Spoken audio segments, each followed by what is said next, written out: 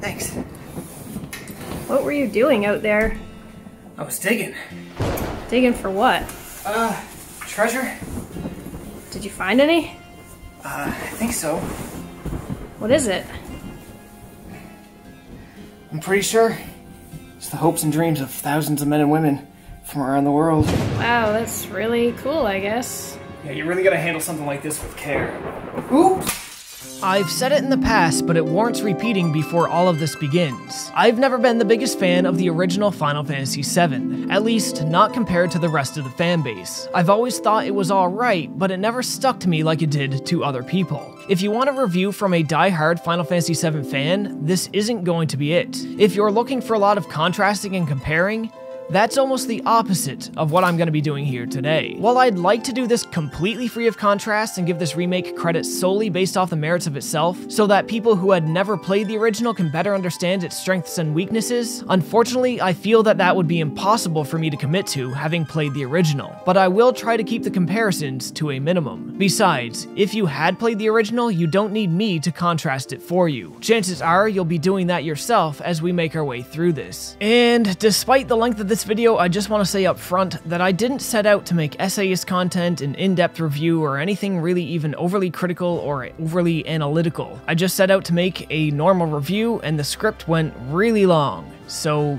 keep your expectations in check here. But before this review can even start, there's something we need to take a look at to better understand what to expect from this remake. And hopefully by looking at this, we can look at why the expectations for this game might not be set the best. It might sound inane, but let's talk about the title. Final Fantasy VII Remake wants you to believe that it is exactly what the name entails, a remake of the original Final Fantasy VII. However, this is incredibly misleading. This isn't a remake of Final Fantasy VII, but rather a reimagining of its first 5 to 7 hours, stretched out to a 30 to 35 hour runtime. Even within the confines of just remaking or reimagining these first 5 hours, there's certain large plot developments that ensure this game is anything but a straight recreation.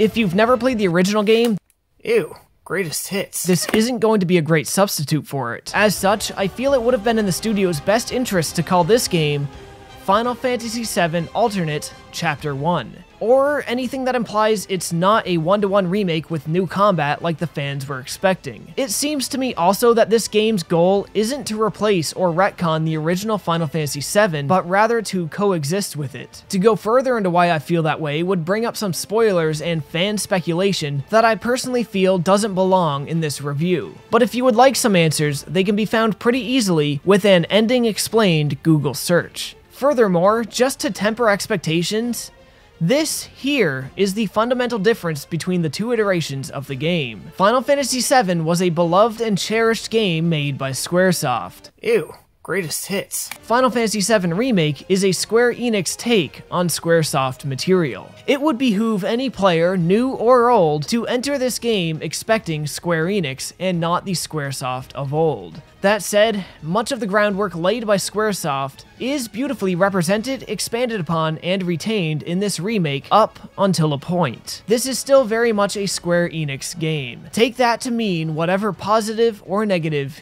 you want. Now, ladies and gentlemen, this review, like many of the other large ones I've done, will be broken up into sections. Timecodes for each section will be in the description, or if you're on desktop, just scroll across the playhead and find the chapters there. If there's any parts of this review you maybe don't want to see, it should be pretty easy to skip them. But anything that is a little bit spoilery, I will be giving you a heads up. And now, with all of that out of the way, we're finally ready to get started.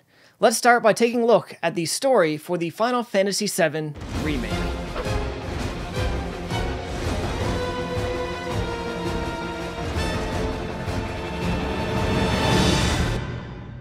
Final Fantasy VII Remake is a mostly beat-for-beat retelling of the Final Fantasy VII Midgar arc. Emphasis on the mostly part. Though it still largely feels like it bounces along at a decent pace, there are extended dungeons and sequences, as well as dedicated moments for side quests and new character arcs that never existed before. These new character arcs add a lot of runtime to the game, and some people may feel like it pads the runtime pretty badly. But as a character-driven person, this is padding that I simply wouldn't trade. If anything, it was one one of the greatest parts of the entire experience, but we'll get into more of the characters later. Here in this town of Midgar, one of the largest industrial capitals of the world, the shady organization Shinra rules. Shinra runs a veritable and far-reaching empire made possible due to their seemingly insurmountable amounts of wealth. But, like most large corporations and the dealings of the ultra-wealthy, you can guess that Shinra's wealth wasn't exactly obtained morally. Their military efforts, arms dealing, and weapons technology may seem on the surface like the worst of their transgressions. However, all of this is funded by their harvesting of Mako energy. Mako energy, as stated many times in the game, is the lifeblood of the planet. It isn't exactly a finite resource, but it doesn't replenish nearly as fast as it's taken. Unless the harvesting of Mako energy is ceased, the world will experience irrevocable damages that in time could make it uninhabitable and bring about the end of life as they know it. How dare you! Enter Avalanche, a motley crew of eco-warriors dead set on restoring the natural order of the world by breaking into Shinra's Mako reactors and blowing them to high heaven. We play as Cloud Strife primarily, ex-soldier and Avalanche's newest hired gun. Cloud was hired on simply as extra muscle, paid to use his unique soldier's training to act on behalf of Avalanche while remaining uninvolved on a personal and emotional level. He is just in it for the paycheck. Everything seems to be going according to plan on Avalanche's first mission to take out a Mako reactor. However, unbeknownst to them, their endeavors are being closely monitored by Shinra HQ. When the time comes for Avalanche to blow the reactor, Shinra makes sure the explosion is much larger than intended, sacrificing one of their own reactors and much of the close-by surrounding civilization. It comes out quickly that Avalanche was responsible for the explosion, and Avalanche themselves, unaware that the explosion was made larger and worse by Shinra, feel a dreadful sense of guilt and responsibility over the damages done. So these would-be celebrated eco-warriors are now cast as little more than domestic terrorists to the men and women of Midgar. What follows from here is Avalanche's continued effort to topple Shinra and their Mako energy exploits, while Shinra goes to great and conspiratorial lengths to prevent the public from becoming sympathetic to Avalanche's cause, instead having them viewed as enemies to the people, with Shinra just being another of their hapless victims. This setup, quite frankly, is just as fantastic as it's always been. It isn't often JRPGs put their main cast in such a morally ambiguous position, and when the angle of public perception and persecution is thrown into the mix as well as media manipulation, you have to wonder how strong your own resolve would be in such situations. Despite the damages done and a personal feeling of responsibility, would you carry on? Even if you believed the siphoning of Mako energy needed to be stopped, could you follow through with the militant approach to stopping it with everything else that's riding on the line? The social fallout of Avalanche's actions is conveyed extremely well to the player through the use of environmental storytelling and NPCs that lament the situation in great detail as you simply wander around and see how they're all suffering and coping with the damages your team seem directly responsible for. Numerous ongoing fires. What will Many happen to homes us are at now? risk. It is not safe to remain indoors. Please leave your residences I'm at once. sorry, Dad. I should have I never repeat. said I wanted to come up This is here. an alert from the Shinra Emergency Operations Center. An evacuation order has been issued to the occupants of buildings in the vicinity of the Sector 8. It's easy to believe that the end will justify the means, but saying that it'll be justified in the end doesn't make coping with the immediate result of the means any easier. How do you cope with the feelings of being a villain? The feelings of being a public enemy to one day be the public's savior. This is the primary recurring theme of the Final Fantasy VII Remake, and they explore the idea and the complications of the problem rather well. That said, it's not like the plot just lingers on this for its entire runtime. I mentioned earlier that this is a Square Enix remake of a Squaresoft title. These questions of moral ambiguity and justifications of domestic terrorism in the face of corporate tyranny are but a part of the whole story. More accurately, they are the Squaresoft part of the story. Looking at the other part, this is where we start to run into problems.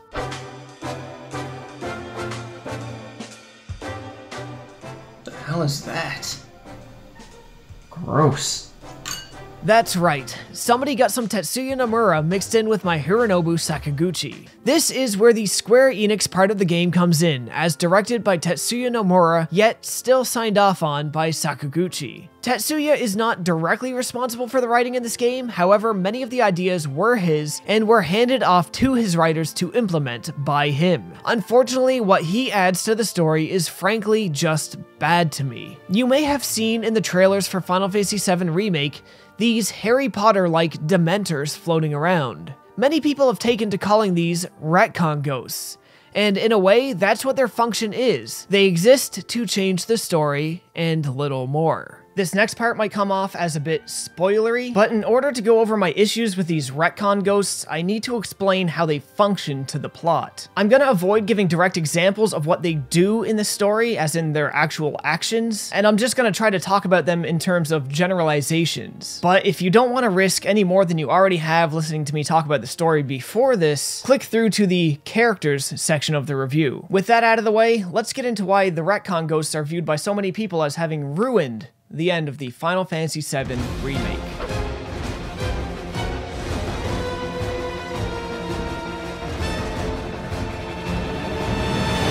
I have no problem with the story being changed. In fact, I love that it's different in many ways. However, these retcon ghosts are possibly one of the laziest plot devices to make it happen, and are executed with an equal amount of effort. In short, these ghosts are just personified arbiters of fate. They can change what they want as they see fit, because that is the will of fate. There's no more explanation needed, it's just the will of it. Their inclusion in the story unfortunately allows the writers to create a lot of false and empty drama, and play fast and loose with the rules of the world and the personal agency and effect of the character's decisions, calling into question if anything you personally done even mattered prior to a point. Since these retcon ghosts control the flow of time and events regardless of your input, it instills the idea that you were never really acting of your own free will, just doing what was already ordained and things were going to happen the way they did regardless of you. Again, because fate. Yeah, you really gotta handle something like this with care.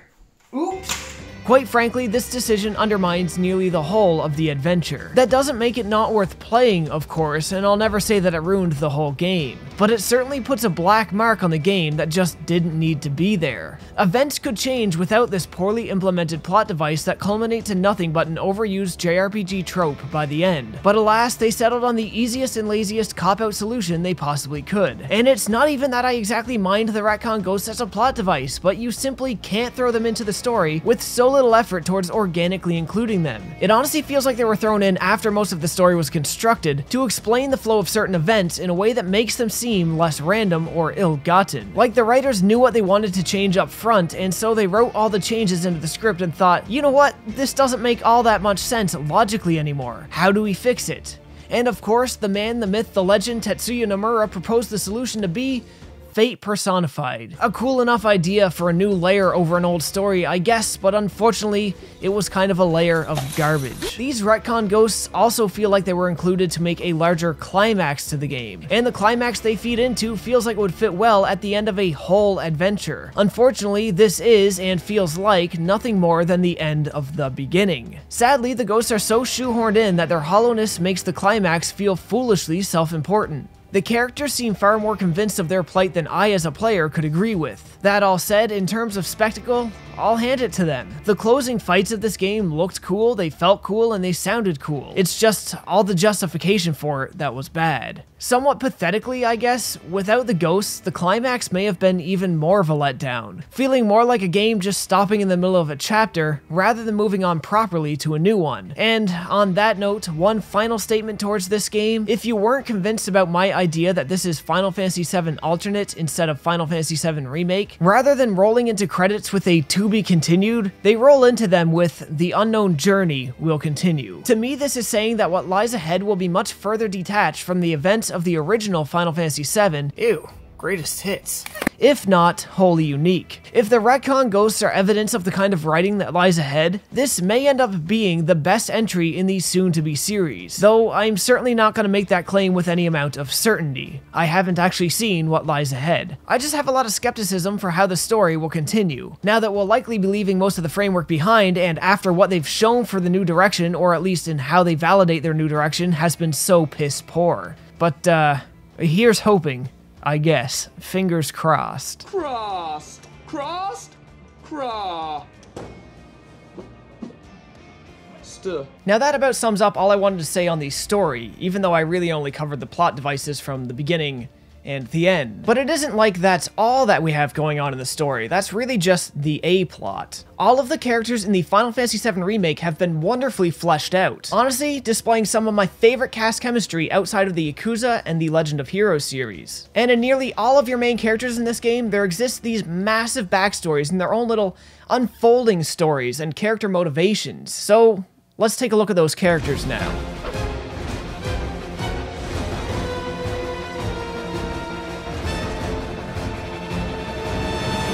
Nothing gave me more pleasure in Final Fantasy VII Remake than the characters and cast chemistry. Characters we've always known are deeper and more complex than ever before, but still largely retain who they used to be. Characters that were previously hardly explored are now unforgettable and wonderful additions to the story and world. And though some people may find having their characters explored more in the main story bloats the runtime, I honestly wouldn't trade it for anything, cause after all, what good is a character-driven adventure if the characters are forgettable and uninteresting? Over the next little bit, I'm gonna do something I don't usually do and profile some of the main cast. I'll explain them how I took them as I played and how well I think they worked as characters. And hopefully this will give you a better understanding of how full many of the characters are and how much they have to work with. We'll begin with Cloud Strife, our main character and perhaps the poster boy for JRPGs as a genre. What Mario is to the platformer, Cloud is to the JRPG, at least in North America. Tormented by fragments of memories from his time as a soldier, Cloud is a very troubled and closed-off character. Some might even say edgy, and to a degree, I'd tend to agree. Since Final Fantasy XV at least, many people have taken to likening JRPG casts to groups of boy bands. And if Final Fantasy VII's main party is a boy band, then Cloud is definitely the one that looks away from the camera in all of the photo shoots. Having bathed in Mako as part of his soldier's training, Cloud has forever been physically altered, now stronger and more alert than the average person, but owing to that, he is now prone to cellular degeneration and living in the shadow of his pending demise. Despite a predestined shortened life, Cloud isn't exactly going out just trying to live it up. He's simply doing what he must to survive in the world as an ex-soldier turned mercenary. Cloud's true struggle as a character comes from his unfamiliarity with the idea of having friends and fitting in at all. He struggles to be like other people and to get attached. Though people are close to him, he tries against his better judgment to seem indifferent towards them and to keep them at least arm's length away and never closer. Gradually over the course of our adventure through Midgar, we can watch as Cloud adapts and changes attitude towards the people around him. He's not always one of the funnest characters to listen to in conversation, and hell,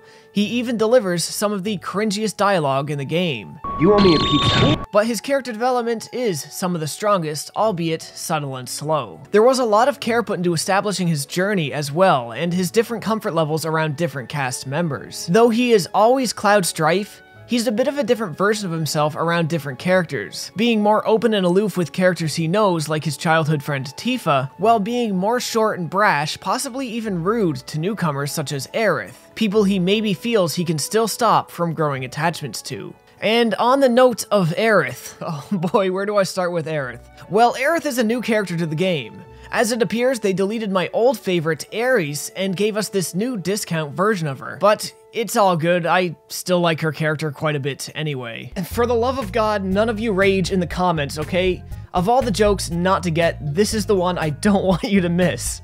Alright, I'm not that stupid, I promise. I'm kinda that stupid, but not this time.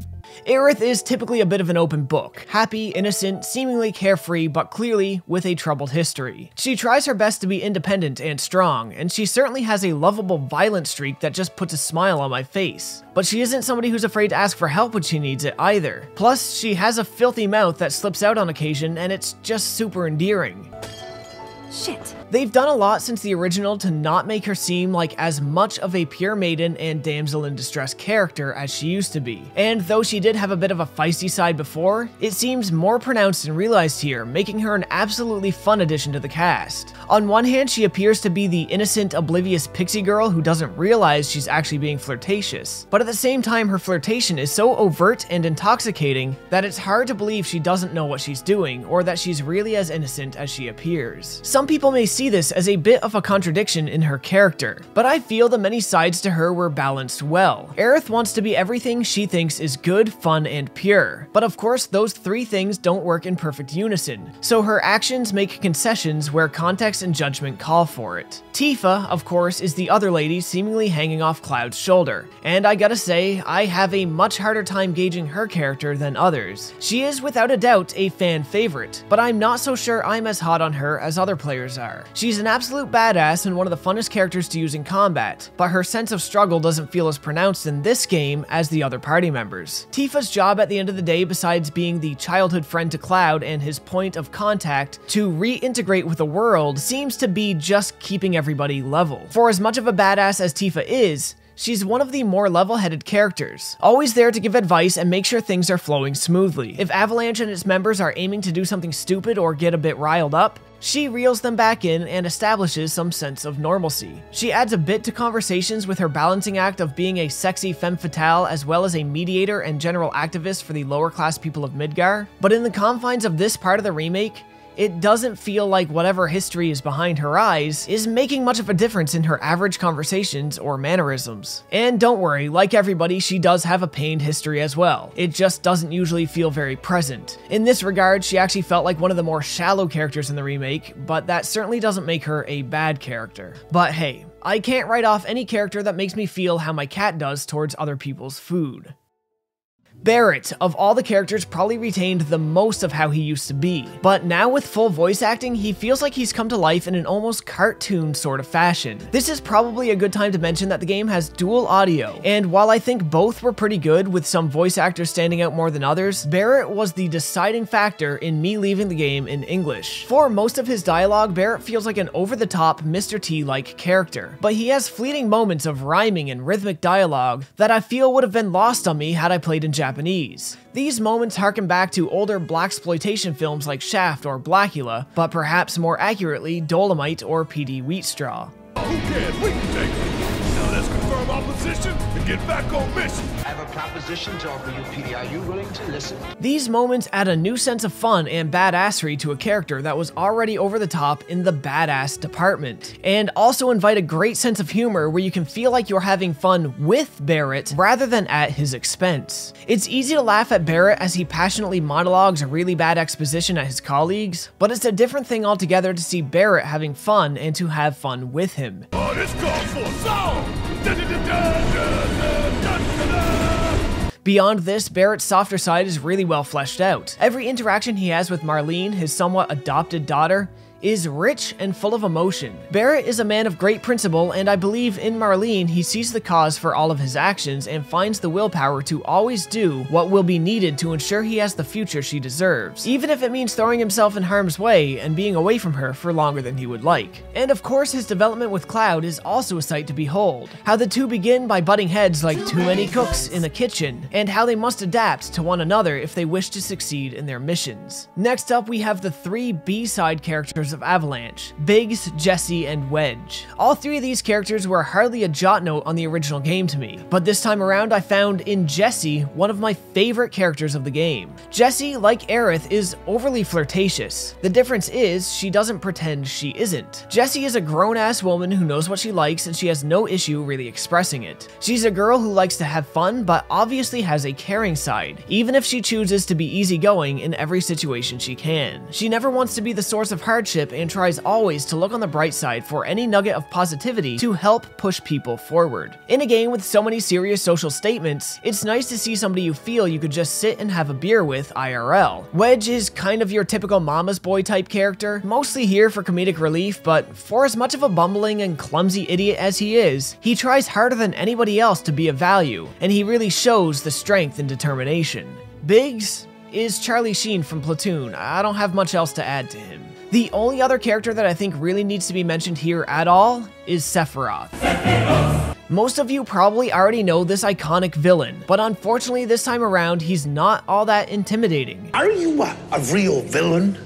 Well, technically, nah. He was never really supposed to be in this part of the game at all, but he's here. They introduce him within the first 2 hours of the game and he just doesn't land with that much of an impact. Run, Cloud. Run away and never return. A lot of his imagery was cool, but with no lead up prior to his introduction, the tension is largely gone. It's neat seeing him going around here and there causing shit or tormenting Cloud, but it just feels like his motives haven't been well established yet, and for new players it probably won't make sense why he's meant to be taken seriously at all. He kind of just comes off as a random dude going around doing shit that hasn't been explained. But in understanding this is only part 1 of a series, they have plenty of time to make him more important later. Just don't expect very much from him in this entry. So, with all these characters in play and how much history most of them have, you can probably see how I came to love the cast and their interactions so much. Most of them just feel so alive and like they truly work with each other, each bringing something unique to the overarching plot, with most having little plots of their own that beautifully colors their motivations and justifies who they are as characters. For me, this is something that will end up making it hard to go back to the original release of Final Fantasy VII. That's not to say that the original Final Fantasy VII is better or worse. In all fairness, they have almost completely separate things they excel at. For one, the original's pace is breakneck speed compared to this one, and tells a full adventure in the time it takes the remake to tell about 15% of one. But I love these characters and their chemistry so much that I feel if I went back to the original, I would simply miss it too much. But then, I feel like I'm a lot more character-driven in RPGs than I ever used to be. This remake absolutely excels with its characters, more so than almost any other Final Fantasy game has before. It honestly feels like this one was pretty much made for me. That said, it's too early for me to say this with any confidence, but at the moment, I'm feeling this may be my favorite character grouping in the franchise, and that I'll remember these characters and how they got along a lot longer than I remember most others. Although nobody will ever surpass how important Vivi from Final Fantasy IX is to me, but that's a personal one. That all said, this is part 1 of a series, so it bears mentioning that if you're looking for the characters to resolve all their personal baggage, it ain't gonna happen. That's just something you have to concede when dealing with incremental storytelling such as this. Hopefully they keep up this level of character writing as they go and it won't just all fizzle out, but only time will tell. It should be clear at this point that I largely loved the overarching plot, save for one massive black mark. And the characters in general far surpassed my expectations, but story and characters make up about half of what most people play RPGs for. Let's move on from here and take a closer look at the world of Midgar. We'll look at the towns, the dungeons, the general exploration mechanics, and what you're going to be doing outside of all of those character interactions and plot-related cutscenes.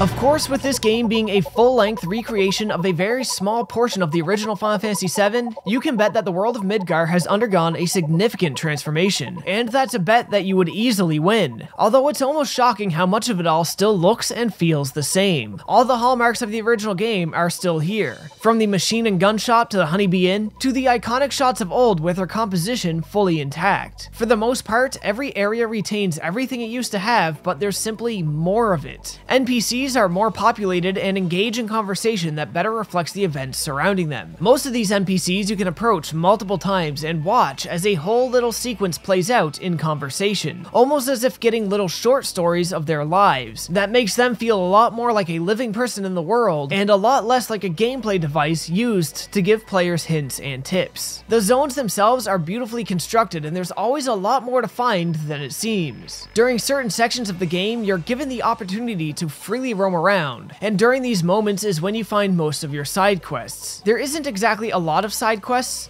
but they're rather akin to the sub-stories that you would find in a Yakuza game, often filled with just as much life, love, and charm. This of course means that it can be a deceptively large time sink to complete all of the side quests, but it isn't an unenjoyable time sink. Many of these quests actually add a lot of depth to the world that you wouldn't get to discover otherwise, often sending you to unique places and sometimes even containing their own unique bosses. Because of that alone, I felt compelled to do almost every quest I could find. Not that finding them was hard, they are all very clearly marked on your map. Around these towns you can also find the occasional minigame, which of course, they are nice and fun, but if we're going in the Yakuza direction with minigame inclusion as well, this is a department they'll need to step up the effort in. Yeah, darts is nice and all, but give me a Mesu King. Give me something really offbeat. Give me something that I can put effort into as the game goes along. There's not a hell of a lot in terms of extras and collectibles, but you can fill the jukeboxes by collecting CDs throughout the game. Most of these are just given to you by NPCs or purchased in shops and vending machines, and despite being somebody who pinches every penny possible in RPGs, I will without a doubt buy every CD I find and then never actually take the time to listen to them. So that thing about buying CDs in game that you'll never listen to,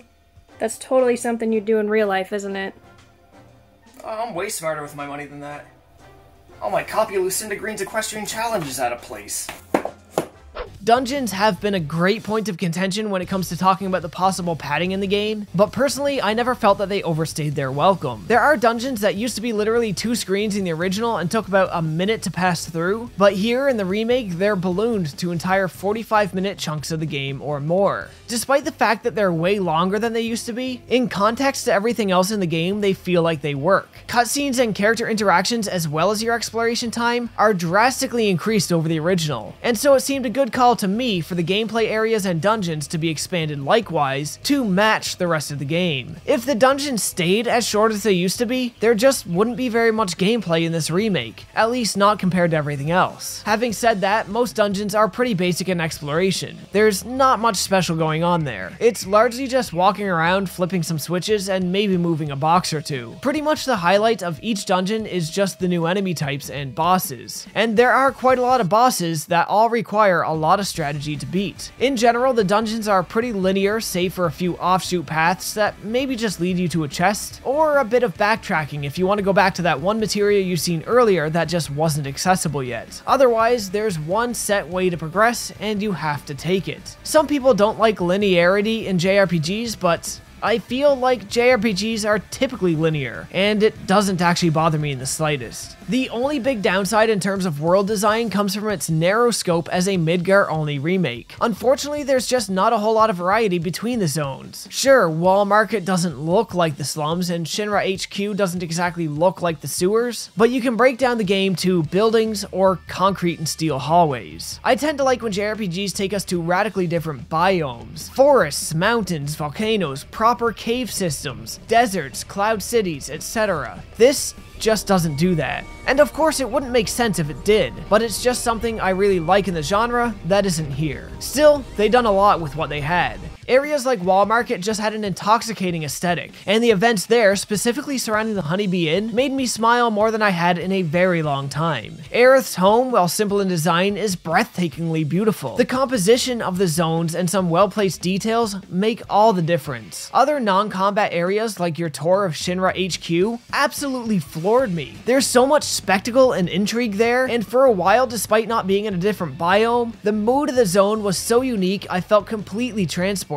So what Final Fantasy VII Remake doesn't manage to hit with its different biomes, it hits very well by establishing different moods and aesthetics. Often this difference is made by the events contained within, whether dark and mysterious or goofy and lighthearted. Other times, the difference might be made by a certain NPC you met or a group of children you befriended. It may seem small, but those events really do change the feel of entire areas and arcs. And now, ladies and gentlemen, we get to the biggest departure from the original game. Something that made many diehard fans cancel their pre-orders, or cancel them before they even placed them. Let's take a look at the combat.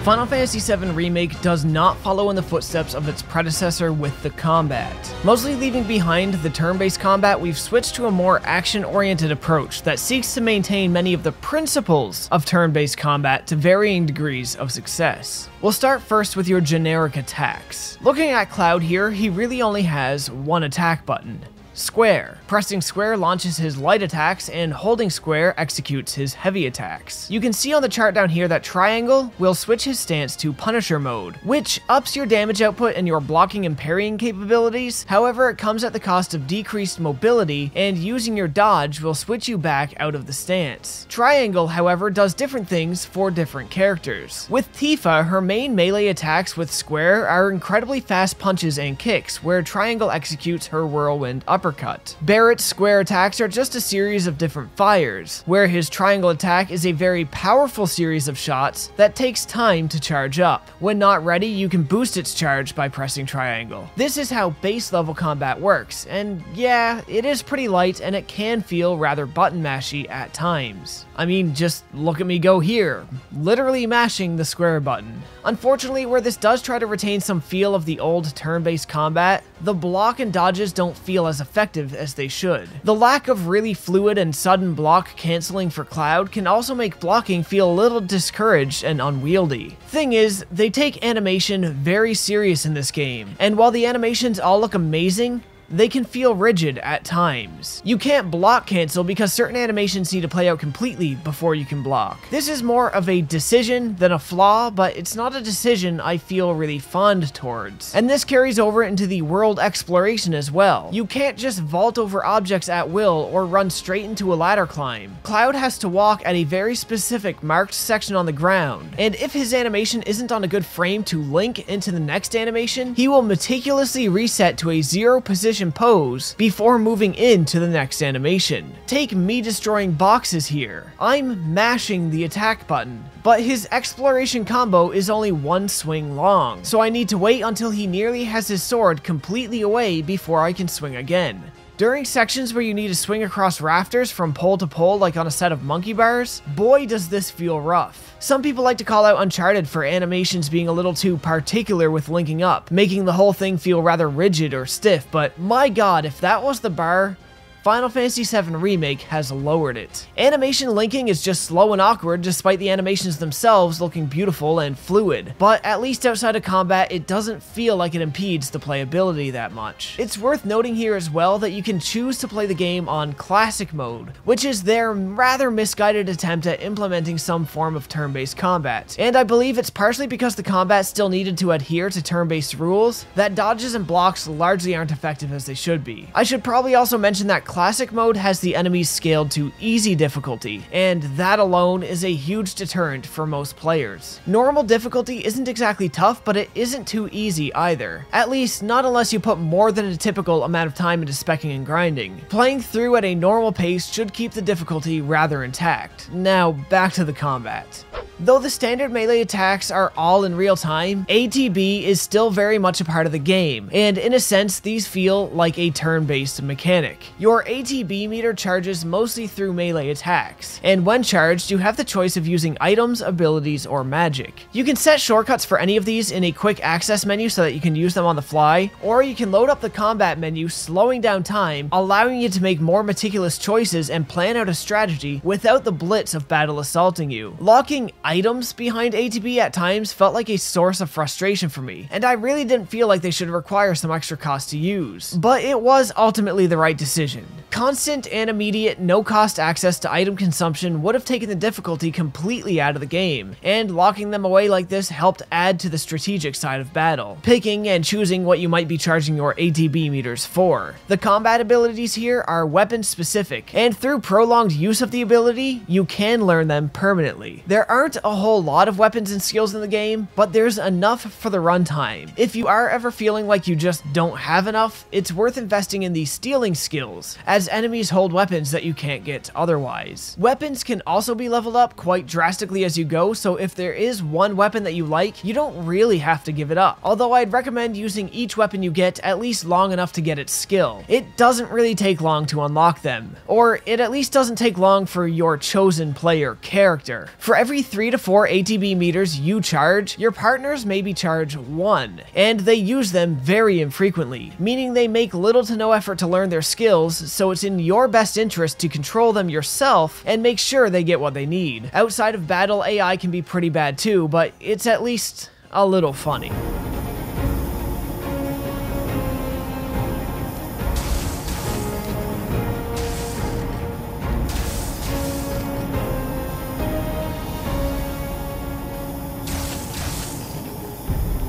The magic spells you have at your disposal are based on the materia you've slotted into your weapons, armor, and accessories. Most slots stand alone as islands, where other slots are linked so materia can share effects. Like this one materia that allows your main melee attacks to use the element of whatever elemental materia is slotted in the adjoining space. These materia level up like your weapons do through ongoing use, but I didn't find they leveled up very fast, even when using a materia that boosted their leveling speed. It's not that I had a great need for them to level up faster, but I just never felt progress happened here at a comfortable rate. The materia system also revives an old issue that I've long had with Final Fantasy. While I love that most bosses have unique strategies to beat them effectively, there's honestly just a bit too much emphasis put on their weaknesses, and if you don't have what you need to target their weaknesses, then the boss battles just become a major time-consuming slog. This, however, wouldn't be a problem if you could just change materia mid-battle. Unfortunately, what you enter battle with is what you got. Since you have no way of knowing a boss's weakness prior to starting the battle and casting asses on them, it's unreasonable to expect you'll be going into a battle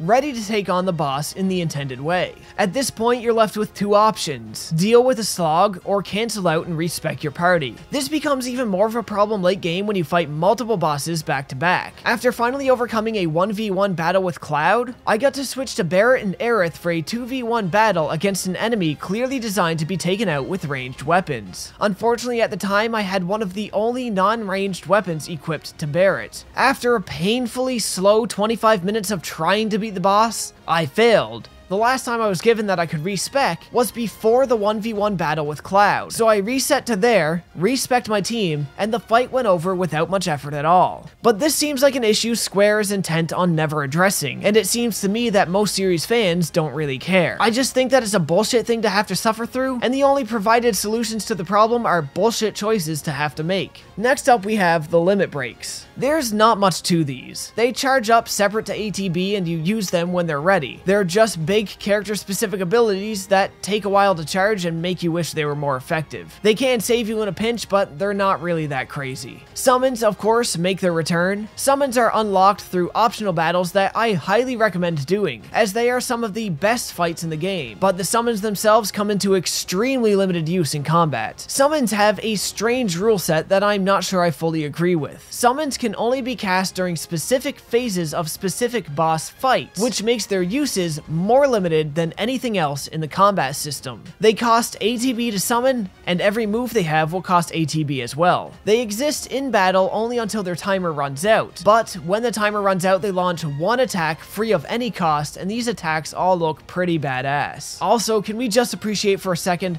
how freaking hot they made Shiva this time? People want to talk about Square's ethics committee for giving a really busty woman a sports bra, but I mean, where was the ethics committee here? It's hard to call censorship when Shiva, or hell, even Scarlet, is around. All I really know is that these characters get the big PP seal of approval. Combat, on the other hand, fluctuates between half-mast and big PP, so no real seal of approval there. Though I have some hang-ups in the lack of block canceling, limited summon usability, and partner AI, it does mostly feel pretty solid. The combos, while a bit button mashy, at least look and feel pretty cool. Some characters like Tifa are a bit exploitable, seeming to have a never-ending supply of ATB if you play your cards right, but at the same time, that can just make her feel all the cooler to play as. The only character I really didn't like playing as was Aerith. She was very much the Shauna of the FF7 remake. She does have combos and special skills unlike Shauna, but they really just don't look or feel that cool. And before we leave combat, just one note on leveling up. It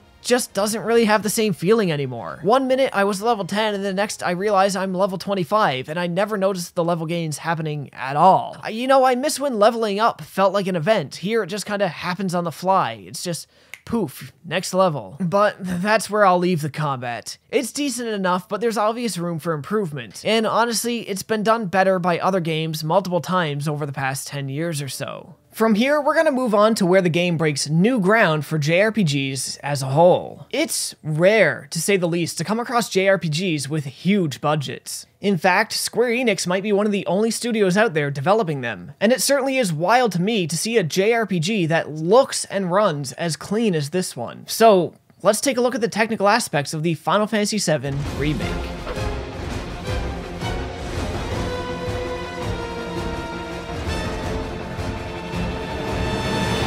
If we we look at nothing but the graphical fidelity, the poly counts and texture work, this very well may be the best looking console-released JRPG, with the follow-up being Square Enix's last outing with Final Fantasy XV. There was a time many years ago when Final Fantasy VII Advent Children was the best the franchise had ever looked, and at that time it seemed unrealistic to think that the games would ever look that good. Now you can take shots from that movie, drop them right into this game, and not even notice the difference. We really have caught up to what could easily pass for cinema-grade visuals. Now, since this isn't a movie, you can expect that the quality control likely isn't as good, and your suspicion would be correct. While the game and cutscenes look great in motion the vast majority of the time and run at a consistent frame rate, there are a few rather notable lapses in quality. The most obvious area we see this is in randomly missing textures, or textures that for whatever reason didn't scale and swap properly based on character relativity. Most people have pointed out a few specific doors that look like they've been lifted straight from a PlayStation 1 game, and to be fair,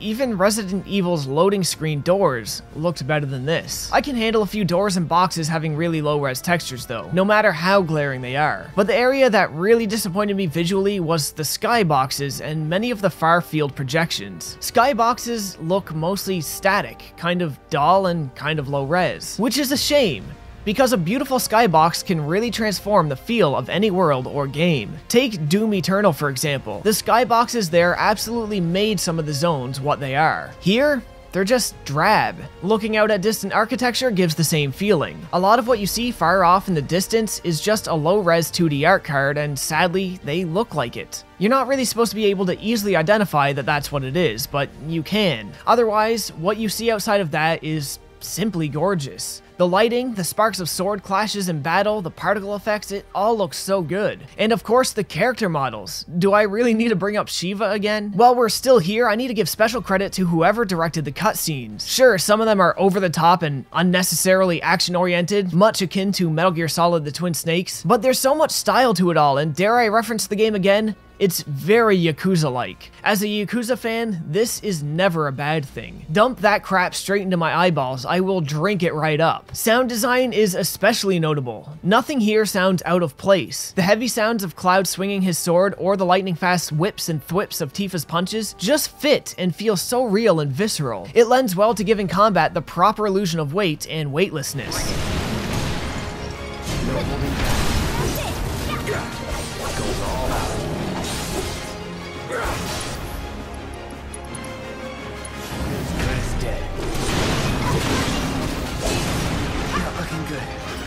I mentioned the voiceovers once already, but it warrants bringing up again. Although the English cast is a little weaker than the Japanese cast in some areas, most notably Cloud, I found it pretty strong overall and worth keeping in English just to catch a little more context than I would have otherwise. Besides, even if Cloud was a little weaker than some of the other characters, this is still the best Cloud we've had yet. What do you want from me? I managed to get out. Who were the guys that attacked me? Before it collapsed. I'm leaving. You better give her a big old smile this time.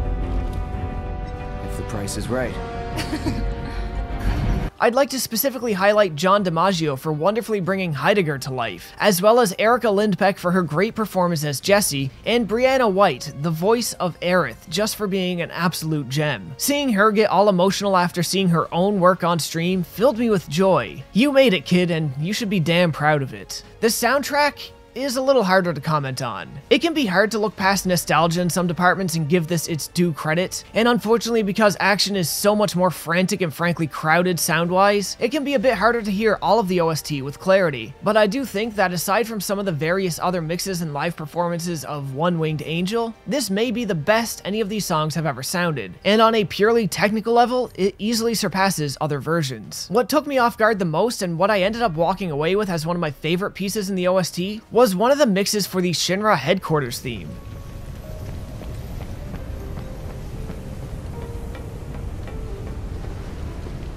There's something so eerie about this that I never truly appreciated before this version of it. With this specific mix, I can really hear how much the composer was channeling the work of Jerry Goldsmith, famed Hollywood composer who worked on many horror movies for decades. Strangely enough, the song it most resembles to me, the main theme from Hollow Man, actually released after Final Fantasy VII, but they all carry that distinct Jerry Goldsmith sound to me that just feels like home. This is the music that really gets me.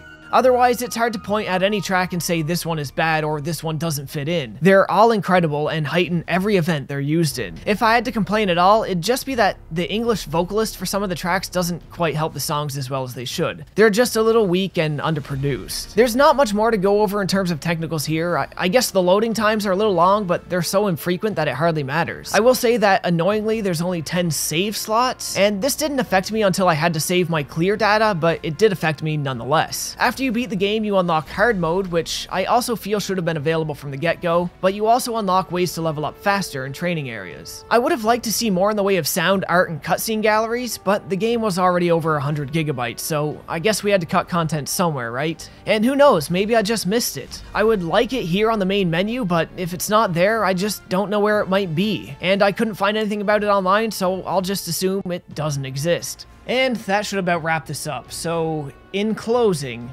Final Fantasy VII Remake is a mostly solid remake with a black mark on its story so big that I worry about the next installment. Combat is decent, but leaves room for improvement. On a technical level, it's currently what I would consider top of the line, and the sound effects and music are all excellent. Although the runtime may seem padded, it's padded with the kind of stuff that I love. In saying that, I want you to take this review as somewhat allegorical to the game itself as well. This review is overly long, and that's really only partially by accident. I padded this review out by talking more about the world and characters than I ever would have normally. If you're okay with that happening here because that's the crap you love in RPGs, then you'll more than likely enjoy what Final Fantasy VII Remake has in store, albeit with a caveat of 1 or 2 plot devices. If you felt that I should have just left a lot of stuff on the cutting room floor in this review, then there's a chance that you may find Final Fantasy VII R to be a bloated slog, so buyer beware. Make educated decisions. And remember before buying as well that this is only the first stop in what's likely to be a journey no less than 5 years away from completing. And that's all I'm going to say today. This has been my overly long, simple review of the Final Fantasy VII Remake. Long though it may be, there was a point to it, albeit one that took far too much effort to get across allegorically or metaphorically or however you want to look at it. I probably should have just said at some point in this review that, you know, runtime is padded with character development and world building, but sometimes I just enjoy the theatrics of content creation. If you guys enjoyed the video, you know the deal. Like, comment, subscribe, and okay, you know what? Screw it. This video's, it's been going on long enough. Too long, in fact. Everybody, just go away. All of you.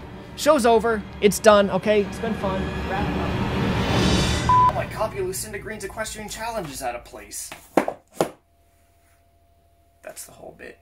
Yeah, you're really gonna handle this sort of thing with care. Oh, shit! That was a very slow pan down on my part. Let's do it again. Oops!